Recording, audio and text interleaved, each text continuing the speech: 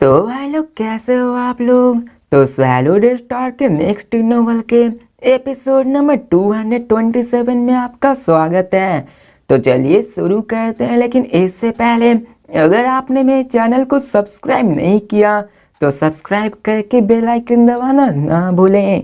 तो जैसा कि हमने पिछले एपिसोड में देखा कि गोल्डन हॉर्न बीस्ट ने 9 क्रिस्टल को एब्जॉर्ब कर लिया होता है, वहीं पे उसकी 10 क्रिस्टल को एब्जॉर्ब करने की बारी आ चुकी होती है। तो चलो देखते हैं कि क्या वो उसको एब्जॉर्ब कर पाता है या फिर नहीं। और अब फिर हमें सीन चेंज कर 20 क्रिस्टल को एब्जॉर्ब करने का समय दिखाया जाता है, जहाँ पे उसको बहुत ज़्यादा दर्द हो रहा होता है और वो बहुत ज़्यादा चिल्ला भी रहा होता है।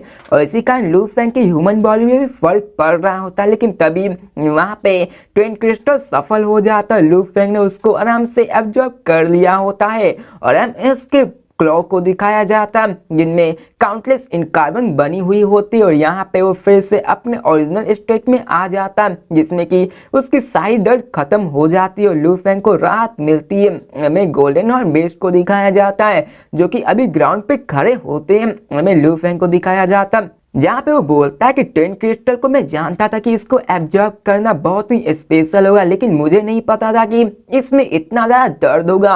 और लू फेंग अभी स्पीचलेस था और यहाँ पे लू फेंग को बताया जाता है जिसकी वीक कॉन्शियसनेस होती है वो इस दर्द के मारे ही मारे जाते, लेकिन लू फेंग वो इसको कैसे भी करके सह लिया। और मैं गोल्डन हॉर्न बेस्ट को दिखाया जाता जो फिर से खड़ा होता है, एक जोर से हाउल करता है और वहाँ पे उसके सरफेस स्केल्स पे राइट क्लॉ में कई सारे चेंजेस हुए होते हैं, जहाँ पे स्केल्स, बोन्स, मसल्स, क्लाउ, वहाँ पे इनर मोस्ट एसेंस सब चीज बदल चुका होता है। ये एक कोर एसेंस है। और फिर लू फेंग जब अपनी क्लॉ को देखता तो वो भी शॉक हो जाता है, क्योंकि अभी के मर्तबा उसकी राइट क्लॉ बहुत ही अनबिलीवेबल पावर को लिए हुए था। और लू फेंग अपने कॉन्शियसनेस में अपने लाइट क्लॉक के बदलाव हुए चेंज को उसमें फील कर पा रहा था, जिसमें कि उसने अपने कंप्रीहेंशन को ओरिजिन लॉ को 3 टाइम्स से ज्यादा कर दिया होता है। मतलब ये कि 3 टाइम्स वो ज्यादा एब्जॉर्ब कर सकता है। और लू फेंग कहता है कि ये मेरी कैलकुलेशन के हिसाब से है और इसका चेंज कोर में हुआ है। फिर ऐसी कई सारी चीजें होती हैं जो कि इतनी जरूरी नहीं, तो उसको मैं स्किप करता हूँ।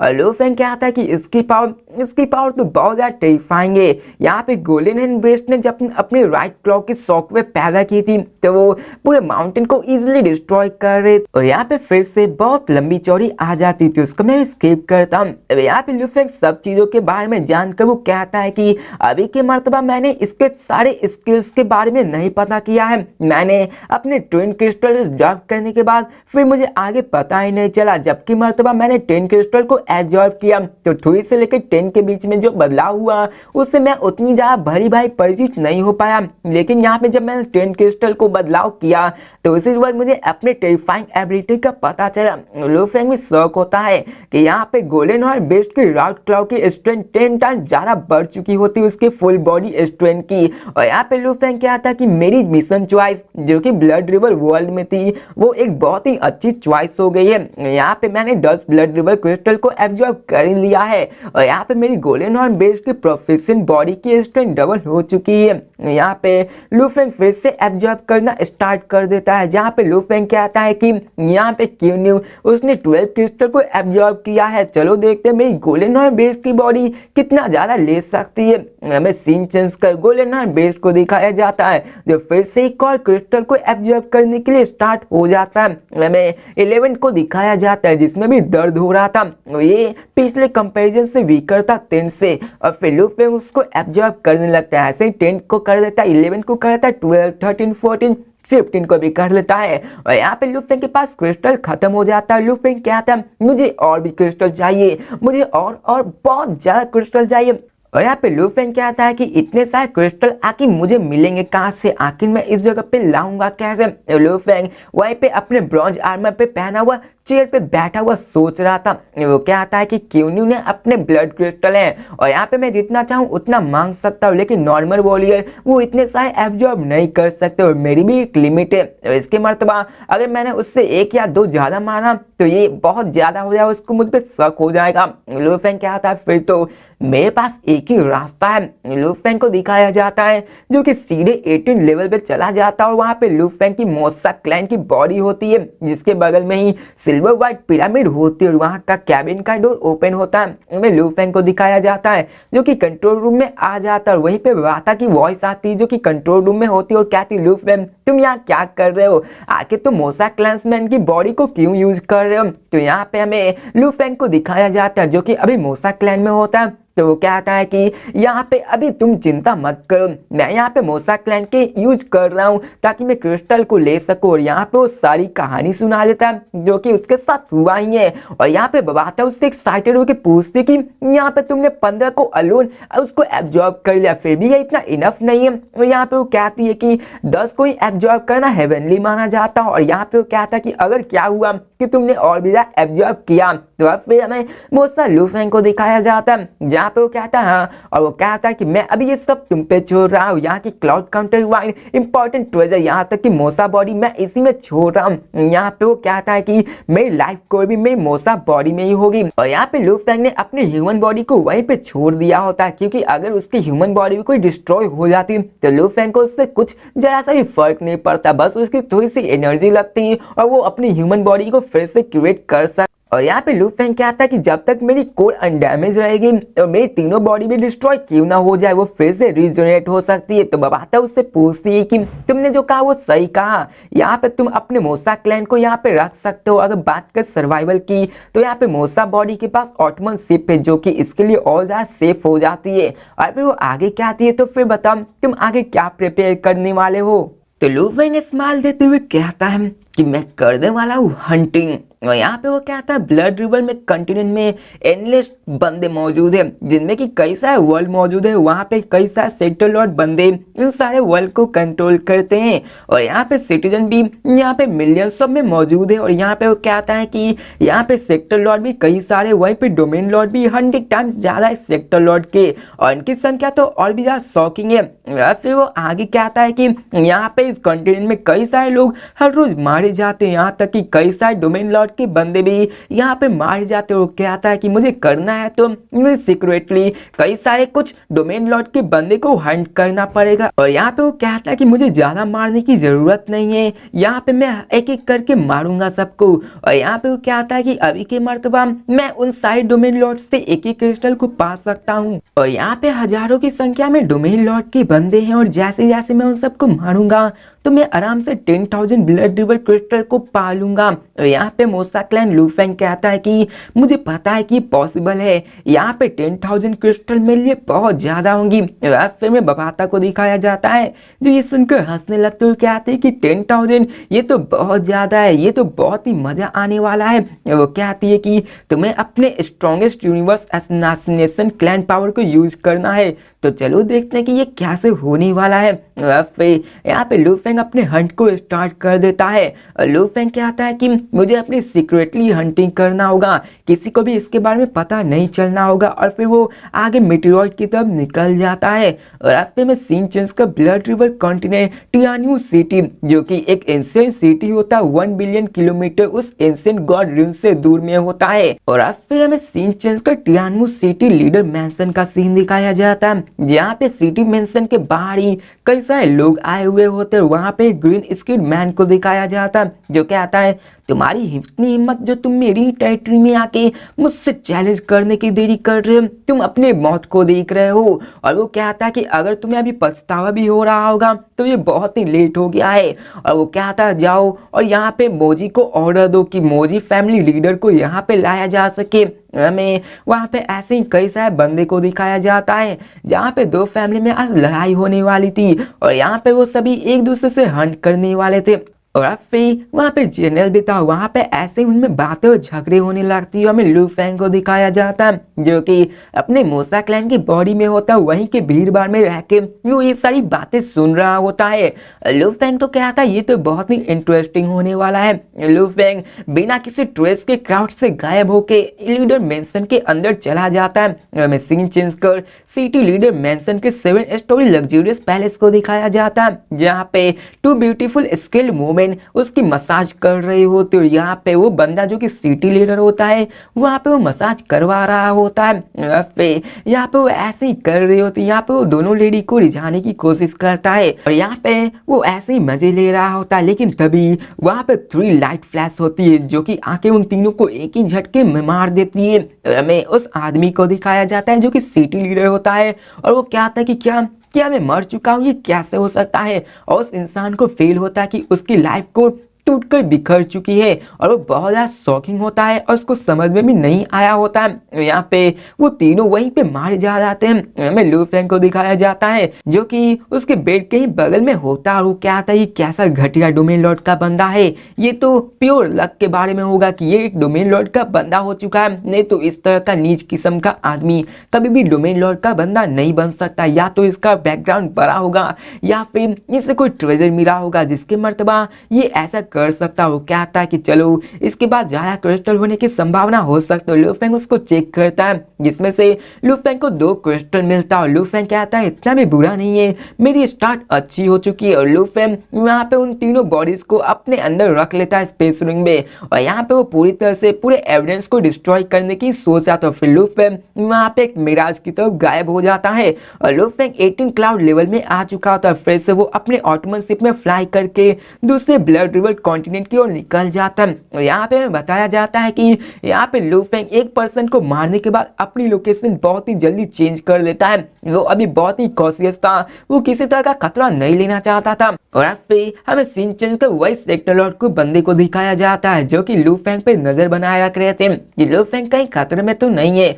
और वहाँ पे वो लोग अपने सर्विलेंस से देख रहे होते कि ये लू फेंग मैजेस्टिक लू फेंग आखिर वो बार बार अपने ऑटोमन शिप से इधर उधर जा क्यों रहे हैं, आखिर वो कैसा ऐसा क्यों कर रहे हैं। यहाँ पे अगर नॉर्मली किसी दिन में कभी कभी हो जाए तो ऐसा माना जा सकता है, लेकिन वो तो अभी बहुत ही ज्यादा कर रहे, आखिर वो कर क्या रहा है। और अब फिर सीन चेंज कर में मोसा लू फेंग को दिखाया जाता है जो कि ऐसे ही करके कई सारे को हंट कर रहा होता है। लू फेंग ने अपने ब्रॉन्ज आर्मर को पहने हुए होता है। अब फिर लू फेंग कहता है कि अभी एवरेज देखा जाए तो मुझे हर बार एक क्रिस्टल मिल रहा है और ये बहुत ही अच्छा चल रहा है। वो कहता है कि मैं ये हंटिंग आधे साल तक करने वाला हूँ। जहाँ पे लू फेंग इन सबको हंट करने के बाद कहता कि मेरे पास 98 क्रिस्टल हो चुके हैं, वैसे ही करके 2 और मिलेंगे तो मुझे 100 क्रिस्टल मिल जाएंगे।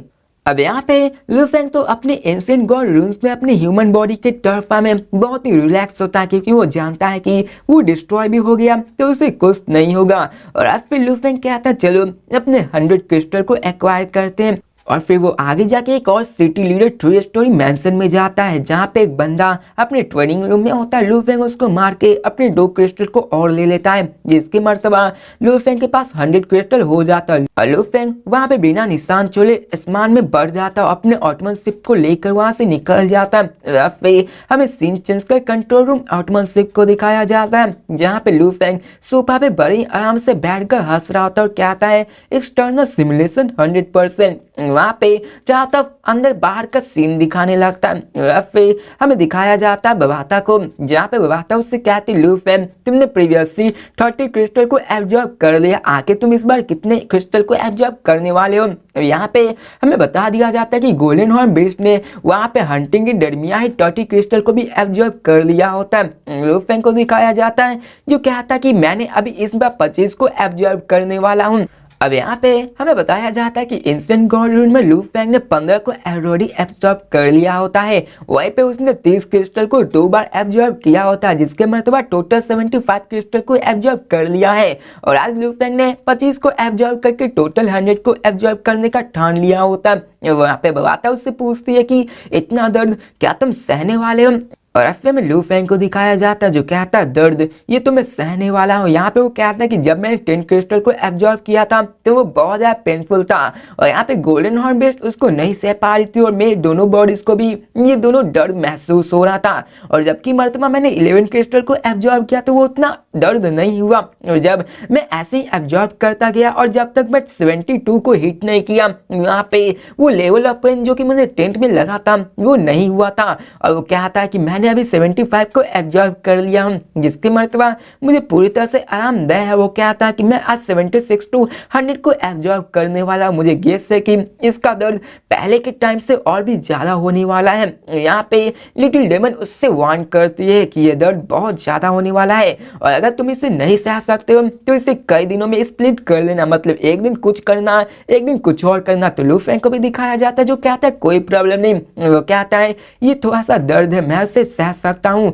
आखिर में बिना दर्द से अनडायमंड कैसे बन सकता हूँ। तो वो बात उसे वार्न करते हुए कहती है कि ये कोई लिटिल पेन नहीं है, तुम्हारी विल पावर अगर स्ट्रांग नहीं हुई तो तुम्हारी सोल भी टूट कर बिखर सकती है। तो लू फेंग कहता है कि मैंने कभी भी ये नहीं सुना कि किसी का सोल भी टूट सकता है इस क्रिस्टल को एब्जॉर्ब करने के दरमियान। और वो कहता है कि मैं इसे टेक इट करूंगा तो मैं जरूर बेहोश हो जाऊंगा, यहाँ पे कोई भी खतरा नहीं है। वो कहता है चलो मैं यहाँ पे एब्जॉर्ब करता हूँ, मुझे पता है कि जब मैं 100 क्रिस्टल को एब्जॉर्ब करूंगा तो मुझे उस वक्त बहुत ही अच्छा फीलिंग आएगा। फिर लू फेंग इसे स्टार्ट कर देता है। लू फेंग अपने इंटरनल कोर में आ चुका होता है। फिर हमें सीन चेंज के इंटरनल कोर को दिखाया जाता है जहाँ पे गोल्डन और बेस एक बड़े से पहाड़ के जैसा होता है। लू फेंग जो कि ब्लैक क्लॉथेड में होता है मोसा क्लैन में, वो वहाँ पे आ जाता है। फिर लू फेंग अपने उसी गोल्डन और बेस की तरफ देखता है जो कहता है नंबर 76, आज मैं इसको एब्जॉर्ब करने वाला। और फिर वो अपने हाथ में घाव बना लेता है जहाँ पे वो अपने क्रिस्टल को रखता है, वहाँ पे एब्जॉर्ब करना स्टार्ट कर देता है। हमें लू फेंग को दिखाया जाता है जो कि बहुत ज़्यादा दर्द में होता है। यहाँ पे गोल्डन और बेस भी बहुत ही दर्द में होता है और वो आसमान में चीख रहा होता है। हमें दिखाया जाता है उसके दहाड़ से पूरी आसमान की बादल वहाँ से हट चुकी होती है, वहाँ की मेटल माउंटेन्स भी वहाँ टूट पर बिखर रही होती है। यहाँ पे लू फेंग को बहुत ज़्यादा दर्द हो रहा था।